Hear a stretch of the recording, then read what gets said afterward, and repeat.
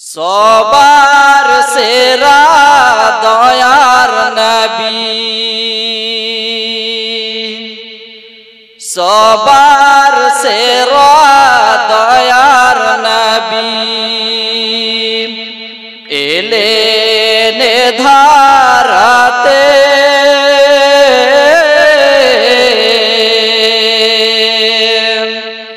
यतीम हाले जन्म निलेन नबी मा आमिनार कोले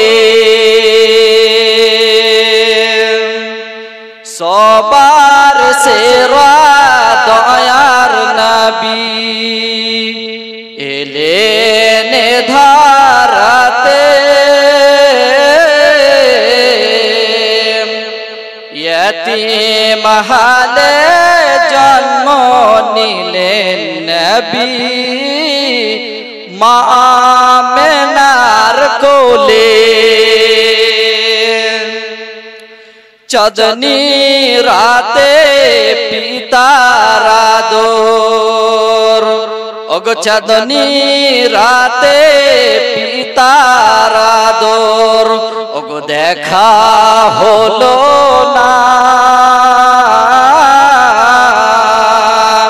शिशु काले मा छाड़िलेन नबी स्नेह पेलेन ना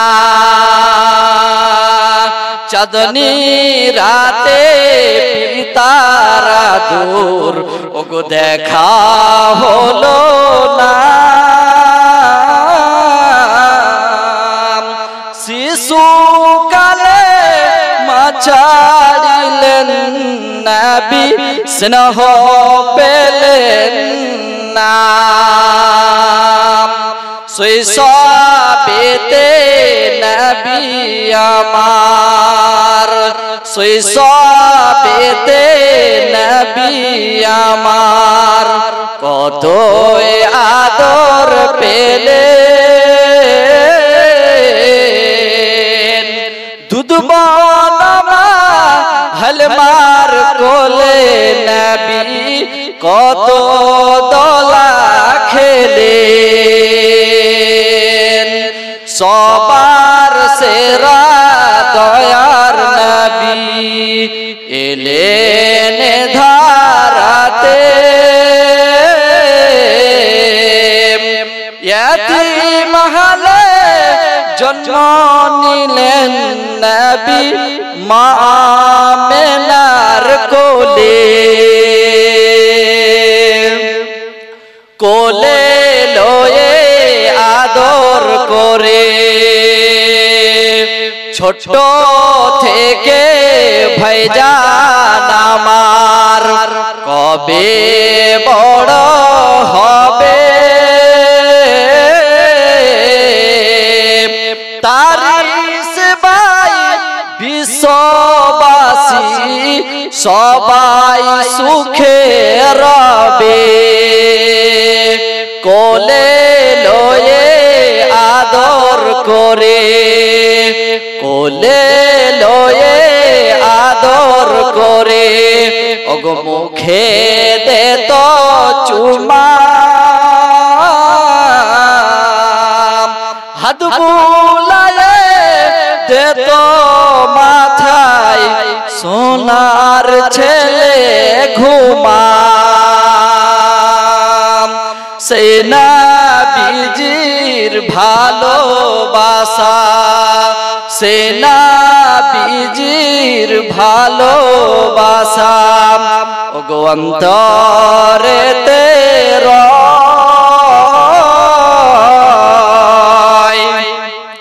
आशा करी रोज हासरे पाबे गरे हाय सबार सेरा दयार नबी एलेन धाराते यतीम हाले जन्म निलेन नबी मा आमिनार कोले।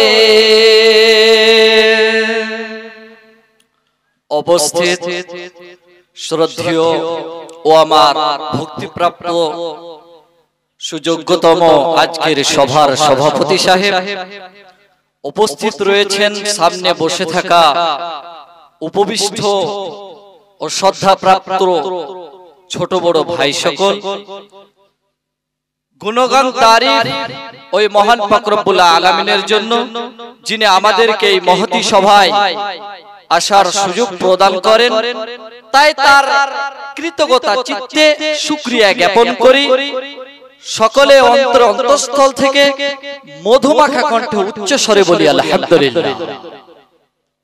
তারপরে পরে আমাদের ধর্মের গুরু নবী আহমদ নবী মুহাম্মদুর রাসূলুল্লাহ বলি সাল্লাল্লাহু আলাইহি ওয়াসাল্লাম, তার উপরে হাজার হাজার দরুদ ও বিতরণ আল্লাহুম্মা সাল্লি আলাইহি আল্লাহুম্মা বারিক আলাইহি।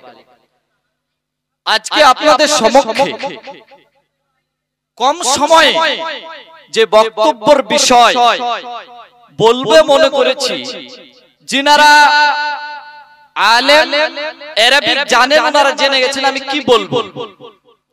আজকের বক্তব্যের বিষয় হচ্ছে যে ইসলামে নারীর কি মর্যাদা রয়েছে, ইসলামে নারীর কি মর্যাদা রয়েছে।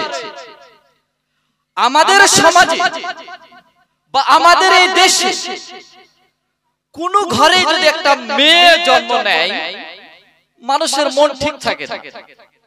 নারীর কথা শুনলে মানুষ সেটাকে গুরুত্ব দেয় না বা নারীকে হেন মনে করে। কেন? ইসলামের আগে একটি যুগ ছিল, যে যুগটার নাম হচ্ছে জামানায়ে জাহিলিয়া, মূর্খতার যুগ, বর্বরের যুগ। সেই যুগে বর্তমানে যুগের নায়ক, সেই যুগে কোন মানুষের যদি মেয়ে কন্যা জন্ম নিত তাহলে তাদের রাগে দুঃখে চেহারা কালো হয়ে যেত। এমনকি অনেক ঘটনা রয়েছে, মেয়েদেরকে জিন্দায় জ্বালিয়ে দিত, পুঁতে দিত, মেরে ফেলে। যখন ইসলাম আসলো এই রমণীর মান সম্মান বাড়তে লাগলো। এর কারণে আল্লাহ সুবহানাহু ওয়া তাআলা কোরআনের মধ্যে বলছেন, বিসমিল্লাহির রহমানির রহিম, ওয়া ইযা বুশিরা আহাদুহুম বিল উনসা ওয়াল্লা ওয়াজহুহু মুসওয়াদ্দান ওয়া হুয়া কাযীম। আল্লাহ বলছেন, হে পৃথিবীর মানুষ, ওয়া ইযা বুশিরা, যখন সেই যুগে কোনো মানুষের কোনো মহিলার পেটে যখন বাচ্চা চলে আসতো, প্রেগন্যান্ট হয়ে যেত, তার যখন পেটে বাচ্চা থাকতো, তখন তাদের ফ্যামিলির লোকেরা, তার গার্জেনের মাথায় একটা টেনশন চেপে থাকতো, হায় আল্লাহ, আমার স্ত্রীর পেটে একটা মেয়ে কন্যা যদি হয়ে যায়, আমার স্ত্রীর পেট থেকে যদি একটা মেয়ে কন্যা হয়ে যায়, তাহলে সমাজে আমার দাম থাকবে না, সমাজে আমার মান থাকবে না। এই বলে মানুষেরা দুঃখে এবং তারা রাগে এবং তারা ভাবনায় পড়ে থাকতো। যখনই কোন নারীর পেট থেকে মেয়ে কন্যা জন্ম নিত, ওয়াল্লা ওয়াজহুহু মুসওয়াদ্দান ওয়া হুয়া কাযীম, তো রাগে দুঃখে তাদের চেহারা কালো হয়ে যেত। আল্লাহ বলছেন, এমন একটা যুগ ছিল যে যুগটায় যদি কোনো মায়ের পেট থেকে একটা মেয়ে কন্যা জন্ম নিয়েছে, তখনই তাদের চেহারা কালো হয়ে যেত, একদম কালো হয়ে যেত। কেন? কিছু কারণের জন্য। কারণটা কি? ওই যুগে মেয়েদেরকে বর্তমান যুগে এক নিয়মে বিবাহ দেওয়া হয়, কিন্তু ওই যুগে 4 রকম ভাবে বিয়ে হতো। 4 রকম ভাবে নারী নির্যাতন হতো, নারী নির্যাতন হতো। এর কারণে কোন ঘরে যদি একটি মেয়ে কন্যা জন্ম নেয়, তাহলে বাপ তার পিছে লেগে থেকে কখন সে মেয়েটাকে মেরে ফেলতো, কখন মেরে ফেলতো। যতক্ষণ মেরে না ফেলতো অতক্ষণ পর্যন্ত বাপের টেনশন ছুটতো না। একজন সাহাবী আল্লাহর নবীর নিকটে এসে বলছেন, আল্লাহর নবী, আমি এমন একটা পাপ করেছি যে পাপটা যদি আপনি শুনেন তাহলে আপনি বলবেন মনে হয় আল্লাহ আমাকে মাফ করবেন। আল্লাহর নবী বলছেন, বলো দেখি তুমি কি পাপ করেছো? সে সাহাবীটি বলছে, ইয়া রাসূলুল্লাহ, পৃথিবীর মধ্যে আমি এমন একটা পাপ করেছি, আমি একটা নয়, দুইটা নয়, তিনটা নয়, আমি আমার স্ত্রীর যখন পেটে বাচ্চা ধারণ হলো আর যখন বাচ্চাটা পৃথিবীতে ভূমিষ্ঠ হলো, আমি যখনই আমার বাচ্চাটা হলো তো মেয়ে কন্যা জন্ম নিল, সন্তান নাই, ছেলে নাই, মেয়ে জন্ম নিল, আমি রাগকে কন্ট্রোল করতে পারলাম না। আল্লাহর নবী, আমি সঙ্গে সঙ্গে আমার কন্যাটাকে জীবন্ত মেরে দিলাম। ওগো নবী, ইন্নী ওয়াআদতু সামানিয়া বানাতিন লি ফিল জাহিলিয়া, আমি 1 2 3 করে 8টা মেয়ে কন্যাকে আমি জীবন্ত মেরে দিয়েছি।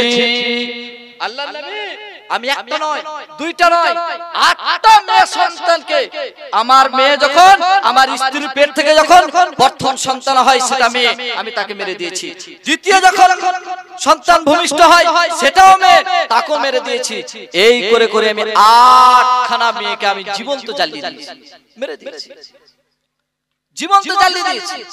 আরেকটা ঘটনা আল্লাহর নবী সাল্লাল্লাহু আলাইহি ওয়াসাল্লামের নিকটে আসছেন, সেই ঘটনাটা হলো এই, সবাই জানেন, একজন মানুষ, একজন সাহাবী এসে আল্লাহর নবীর নিকটে বলছেন, আল্লাহর নবী, একটি ঘটনা আপনাকে আমি শোনাতে চাই। আল্লাহর নবী বলছেন, বলো ঘটনাটা কি? তখন আল্লাহর নবীকে বলছেন, আল্লাহর নবী, যখন আমি ইসলাম গ্রহণ করি নাই তার আগেকার কথা আপনাকে বলছি। যখন আমি জাহিলিয়া যুগে ছিলাম, যখন আমি বরবাদের যুগে ছিলাম, যখন আমি ইসলাম জানতাম না, সেই যুগে আমার স্ত্রীর পেটে একটা সন্তান ধারণ হলো এবং আমি চলে গেলাম শাম বা সিরিয়া দেশে ব্যবসা করতে। আমি আমার স্ত্রীকে বলে গেলাম, ওহে আমার প্রিয়তমা ভালোবাসা স্ত্রী, তোমার পেটে আমি সন্তান রেখে গেলাম, যদি এই সন্তানটা ছেলে সন্তান হয় তাহলে তাকে তুমি সোনার চামচে, সোনার প্লেটে খাওয়াবে, লালন পালন করবে।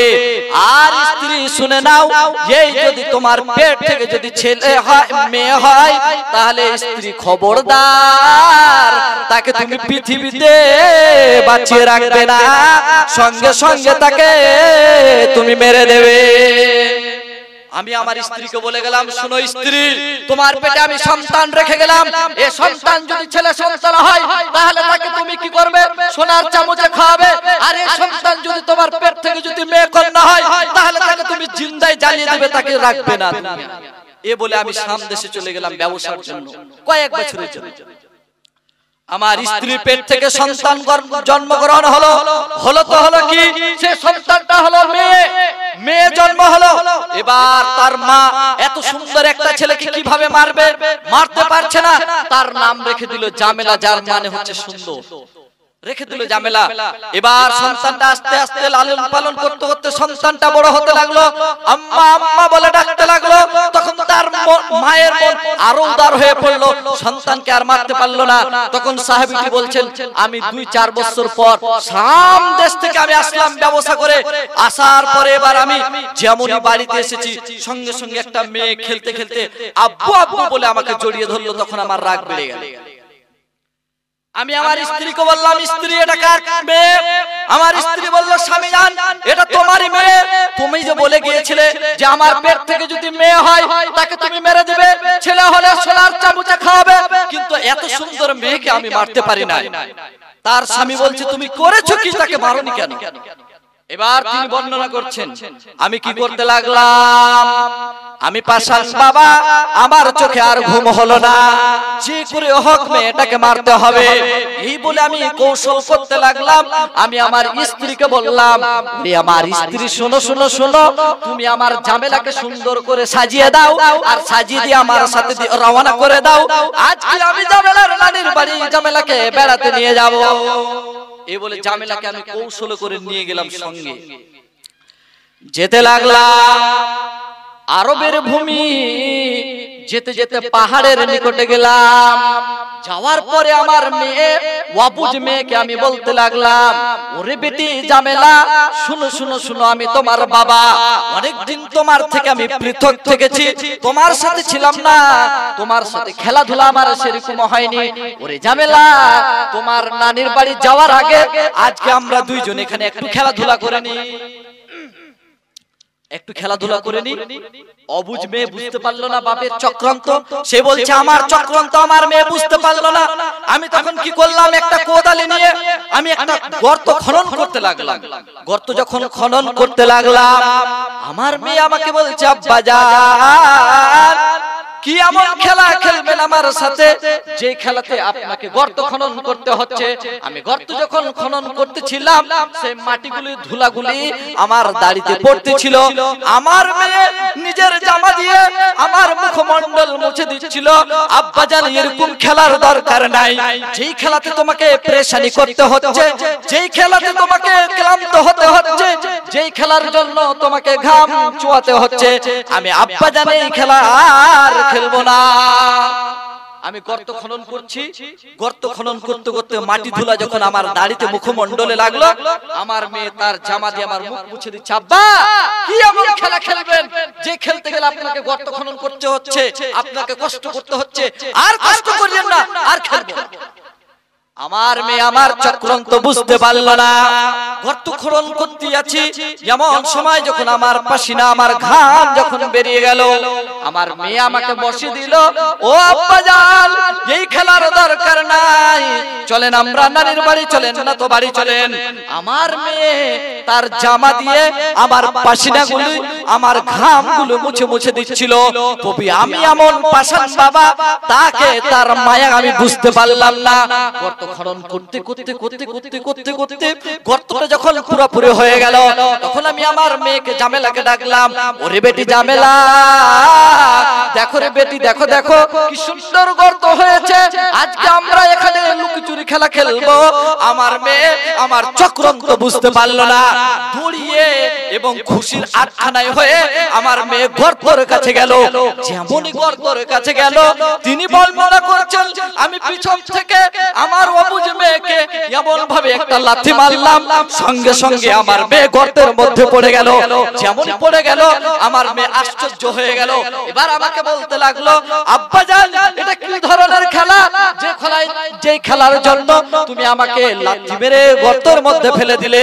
যেমনই আমি গর্তের মধ্যে ফেলে দিলাম এবং তাকে আমি পাথর মারতে লাগলাম, মাটি চাপা দিতে লাগলাম, সে তখন বলতে লাগলো, আব্বা জান, কষ্ট আর সহ্য হচ্ছে না আব্বা জান, আমি একজন মেয়ে হওয়ার কারণে যদি তোমার সমাজের নাম ডুবে যায়, আমি একজন মেয়ে হওয়ার কারণে যদি তোমার সমাজের নাম মুছে যায়, আমি একজন মেয়ে হওয়ার কারণে যদি তুমি চায়ের দোকানে আর কোথাও যদি তুমি মুখ দেখাতে না পারো আব্বা জান, তাহলে আমি পৃথিবীতে বিনা পরিচয় জারুয়া মেয়ে হয়ে ঘুরে বেড়াবো।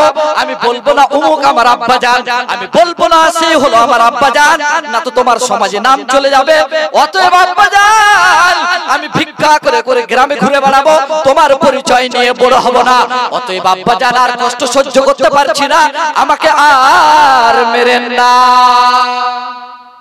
মেয়েটা বলছে, আব্বা জান, যদি আমি একজন মেয়ে হওয়ার কারণে সমাজে যদি তোমার নাম হেন হয়ে যায়, সমাজে তোমার নাম যদি ডুবে যায়, তাহলে আমি পৃথিবীতে ফকিরের মতো, মিসকিনের মতো ভিক্ষে বেড়াবো। আমি তোমার পরিচয় নিয়ে বড় হব না, বলবো না অমুক আমার বাপ, বলবো না অমুক আমার মা, কোনো পরিচয় দিব না। অতএব আমাকে তুমি আমার জানটা রক্ষা দাও। তিনি বলছেন, তবু আমি পাষাণ, আমি মানলাম না। আমার মেয়ে এবার লাশ বলছে, মাটি আমি চাপাতে রয়েছি, এবার আমি লাশ, আমার মেয়ের হাত দেখতে পাচ্ছি, আমার মেয়ের হাত দেখতে পাচ্ছি, আর আমার মেয়ে বলছে, ওরে আব্বা জান, এটাও যদি তুমি মানতে না পারো, পরিবর্তে বা কোনদিন যদি তোমার পরিচয় আমি দিয়ে দিই, তাহলে আব্বা জান শুনে রাখো, আমি এই দেশ ছেড়ে অন্য কোনো দেশে চলে যাব আব্বা জান, কিন্তু এই পাথর দিয়ে দিয়ে আমাকে আর মেরিয়েন না। আব্বা জান আমি এই পৃথিবী ছেড়ে চলে যাব, মানে এই দেশ ছেড়ে চলে যাব, অন্য দেশ চলে যাব, যে দেশে তোমাকে কেউ চিনে না ওই দেশ চলে যাব, অতএব আমার জানটা ভিক্ষা দাও। তিনি বর্ণনা করছেন যে তবু আমি মানতে পারলাম না, পাথর দিয়ে দিয়ে আমার মেয়েকে মেরে ফেললাম, মেয়েকে মেরে ফেললাম। সেই যুগটা ছিল জামানায়ে জাহিলিয়া। মেয়ে হলে তাকে কিভাবে মারতে হবে কৌশল করে মারতই। বর্তমান যুগটা চলে এসেছে সেরকম। তারপরে যখন ইসলাম আসতে লাগলো, ইসলাম আস্তে আস্তে রমণীর মান বাড়তে লাগলো। কি বাড়তে লাগলো? আল্লাহর নবী বলছেন শোনো শোনো, কোন পুরুষের যদি দুইটি মেয়ে হয়, কোন পুরুষের যদি দুইটি মেয়ে হয়, আল্লাহর নবী বলছেন মান আলা জারিয়াতাইনি হাত্তা তাবলুগা জাআ ইয়াউমাল কিয়ামাতি আনা ওয়া হুয়া হাকাদা মাসাবি।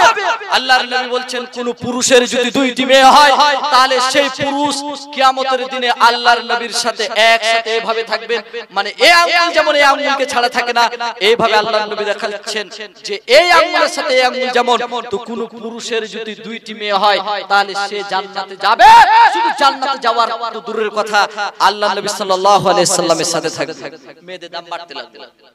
আল্লাহর নবী বলছেন কি শুনো, কোন পুরুষের যদি তিনটা মেয়ে হয়, প্রথম মেয়ে, তারপর মেয়ে, তারপর মেয়ে, আল্লাহর নবী বলছেন মান কানা লাহু সালাতু বানাতিন, কোন পুরুষের যদি তিনখানা মেয়ে হয়, সাবারা আলাইহিন্না, আর সে যদি ধৈর্য ধারণ করে নাই, মুড খারাপ না করে নাই, ফাসাবারা আলাইহিন্না ওয়া আতমাআহুন্না ওয়া সাকাহুন্না ওয়া কাসাহুন্না কুল্লা লাহু হিজাবান মিনান নারি ইয়াউমাল কিয়ামা। পুরুষের যদি কোন মায়ের যদি প্রথম মেয়ে, দ্বিতীয় মেয়ে, তৃতীয় মেয়ে, তিনটা মেয়ে হয়ে যায়, ফাসাবারা আলাইহিন্না, আর সে যদি ধৈর্য ধারণ করে নাই, ওয়া আতমাআহুন্না ওয়া সাকাহুন্না ওয়া কাসাহুন্না, আর যদি মেয়ে হয়েছে বলে অবহেলা না করে, ভালো ভালো খাবার দেয়, তার পড়াশোনার ব্যবস্থা করে দেয়, তার পোশাকের ব্যবস্থা করে দেয়। নবী বিশ্ব নবী দয়ার নবী নবী মুহাম্মদুর রাসূলুল্লাহ বলছেন কুল্লা লাহু হিজাবান মিনান নারি ইয়াউমাল কিয়ামা, তাহলে প্রত্যেকটা মেয়ে কিয়ামতের দিনে জাহান্নামের দরজায় দাঁড়িয়ে বলবে আল্লাহ তোমার নবী বলেছে কোন পুরুষের যদি তিনটি মেয়ে হয়, আমরা তিনটি মেয়ে, অতএব ইনি হচ্ছেন আমার বাবা, এই বাবা জাহান্নামে যাবে না, যাবে না, যাবে না। পর্দা হয়ে দাঁড়িয়ে যাবে তিনটা মেয়ে, পর্দা হয়ে দাঁড়িয়ে যাবে তিনটা মেয়ে। যদি কারো তিনটা মেয়ে হয় আর ওই তিনটা মেয়েকে যদি আপনি সুশিক্ষিতা করান, আর ওই তিনটা মেয়েকে যদি অবহেলা না করে, যদি তাদের খাওয়ার ব্যবস্থা, পড়ার ব্যবস্থা, পান করার ব্যবস্থা যদি ভালোভাবে করে দেন, তাহলে তিনটা মেয়ে আপনার জান্নাত নিয়ে যাবে, জাহান্নামের দরজায় দাঁড়িয়ে আপনাকে জাহান্নাম থেকে বাঁচাবে। এটা রাসূল বলছেন, এটা রাসূল বলছেন। মেয়ে কোন ঘরে যখন একটা মেয়ে কন্যা জন্ম হয়, হাদিস বলে যে ঘরে প্রথম মেয়ে কন্যা জন্ম নিচ্ছে সেটা ঘর হচ্ছে একদম বরকতের ঘর। ওইটাই মেয়ে যখন বড় হয়, ওটাই মেয়ে যখন বড় হয়, হাদিস বলছে কোন ঘরে যদি মেয়ে কন্যা বড় হয় আর তাকে লালন পালন করে যদি একটি ভালো ছেলের হাতে তুলে দিতে পারে, তাহলে তার বাবা মা জান্নাতি হয়ে গেল। রাসূল বলছেন ওটাই মেয়ে যখন কাউরি ঘরে চলে যায়, তখন রাসূল বলছেন যে কোন ওই ঘর, ওই স্বামী সব থেকে উত্তম, যে তার স্ত্রীর কাছে উত্তম, ওটাই মেয়ে যখন বাচ্চা জন্ম দেয়, তখন ওই মেয়েটা হয়ে যায় মা, আর সে মায়ের পায়ের নিচে, আল্লাহর নবী বলছেন ফাইনাল জান্নাত তাহতা রিজলাইহা, মায়ের পায়ের নিচে, মায়ের মাথার উপরে নয়, মায়ের পায়ের নিচে আল্লাহ জান্নাত করেছেন। মেয়ের দাম ছোট থাকতে নিয়ে বয়স্ক পর্যন্ত একটা মেয়ের দাম কিন্তু এই বর্তমানে যুগে কিছু কুলাঙ্গারের বাচ্চার জন্য আমাদের সমাজে মেয়েদের দাম কমতে রয়েছে। কেন? এর কারণে কোন ঘরে যদি তিনটা বা চারটা যদি মেয়ে হয়ে যায়, তাহলে ওর বাবার যতদিন বেঁচে থাকবে আর চোখে ঘুম নাই। কেন ঘুম নাই? চারটা মেয়ে হয়েছে, এই চারটা মেয়েকে যদি বিয়ে দিই, তাহলে কম করে 4 জনে 8 লাখ টাকা খরচের ব্যাপার। আমি একজন গরিব মানুষ কিভাবে বিয়ে দেব? কিভাবে বিয়ে দেব?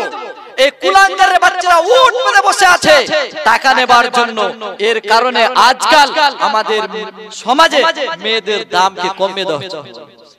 কমিয়ে দেওয়া হচ্ছে। মেয়েদের দাম মেয়ে হলেই মুশকিল, এই কুলাঙ্গারের জন্য মেয়ে হলেই মুশকিল। কিন্তু আল্লাহ নবী সাল্লাল্লাহু আলাইহি সাল্লাম বলছেন যদি দুইটি মেয়ে হয় তাহলে তার বাবা এবং রাসূল সাল্লাল্লাহু আলাইহি সাল্লাম জান্নাতে থাকবেন। যদি তিনটি মেয়ে হয় রাসূল বলছেন আর যদি ধৈর্য ধারণ করে নেয় তাহলে এই তিনটি মেয়ের কারণে এই তিনটি মেয়ে কিয়ামতের দিনে জাহান্নামের পর্দা হয়ে দাঁড়াবে, জান্নাতে নিয়ে যাওয়ার জন্য বাবা কিন্তু বর্তমান যুগে আমাদের এই মেয়ে হলেই মুশকিল হয়ে যাচ্ছে। আর এই মেয়েদেরকে আল্লাহ নবী সাল্লাল্লাহু আলাইহি ওয়াসাল্লাম বলছেন আদ-দুনিয়া কুল্লুহা মাতা। পৃথিবীতে যত আপনি ধন দৌলত দেখছেন, এই জমিকে এখন রোডের ধারের জমি আপনি ধরেন 20 লাখ, মহারাজায় যাবেন 1 কোটি বা 80 লাখ বিঘা, আপনি কলকাতা যাবেন, সারা পৃথিবীর জমিন বিক্রি করে যত ধন সম্পদ বিক্রি করে যত দাম, রাসূল বলছেন আল মারাতুস সালিহা, একজন দিনদার মহিলা সারা পৃথিবী বিক্রি করে তার পরিমাণ হতে পারে না। আর এই মেয়েদেরকে আজকে আমরা হেন মনে করছি, তাদেরকে শিক্ষা থেকে দূরে রাখা হচ্ছে, আস্তে আস্তে মেয়েদেরকে মডার্ন করা হচ্ছে, ভালো একটা স্বামীর জন্য মডার্ন করা হচ্ছে। বর্তমানে এই যে ইসলামিক শিক্ষা থেকে নারীদেরকে একেবারে বন্ধ করে দেওয়া হচ্ছে, একেবারে বন্ধ করা হচ্ছে। আর এই মেয়েদেরকে আজকে মডার্ন করা হচ্ছে।